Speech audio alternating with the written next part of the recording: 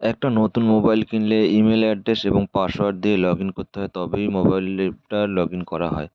আপনার মোবাইলে হয়তো আপনি লগ ইন করেছেন, পাসওয়ার্ড ভুলে গেছেন। এবার কি করবেন?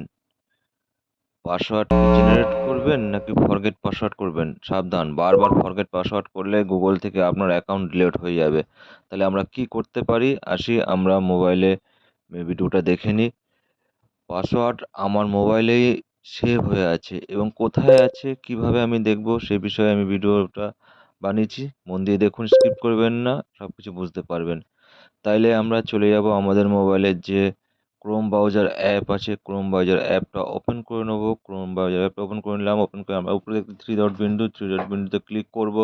ক্লিক করে দেখতে পাচ্ছি সেটিংয়ে ক্লিক করব। ক্লিক করলে দেখতে পাচ্ছি, আমরা স্ক্রল করে নিচে আবার দেখতে পাচ্ছি পাসওয়ার্ড ম্যানেজার। পাসওয়ার্ড ম্যানেজারে ক্লিক করব। ক্লিক করলে আমি দেখতে পাচ্ছি আমার মোবাইলে যত আমি অ্যাকাউন্ট করেছিলাম, যত পাসওয়ার্ড সব এখানে আছে। তাহলে আমরা দেবো কি ইমেলের পাসওয়ার্ড। তো আমরা আস্তে আস্তে স্ক্রল করে তুলি, আমার মোবাইলে আছে, এখানে আমি দেখতে পাচ্ছি জিমেলে দুটো অ্যাকাউন্ট আছে, ওটা ক্লিক করলাম। ক্লিক করলে ফিঙ্গারপ্রিন্ট চাইবে, মোবাইলটা ভেরিফিকেশন করার জন্য ফিঙ্গারপ্রিন্ট দিলে। এবার দেখতে পাচ্ছি আমার এখানে পাসওয়ার্ড আছে। এখানে আমার ইমেল অ্যাড্রেস এবং ওই পাসওয়ার্ড, ওটা কপি করে নিতে পারি। কপি করে নিলে পেস্ট করলে চলে আসবে, নাইলে দেখতে পাচ্ছি পাশে যে আমাদের চোখের মতো যে চিহ্নটা আছে, সেই চিহ্নতে আমরা ক্লিক করব। সেই চিহ্নতে ক্লিক করলে আমরা পাসওয়ার্ডটা দেখতে পাবো। তাইলে আমাদের কোনো দরকার নেই ফরগেট পাসওয়ার্ড করার। বারবার করলে তাহলে অ্যাকাউন্টটা ডিলিট হবে। সেই থেকে বাঁচার জন্য আমাদের পাসওয়ার্ড আমরা দেখলাম।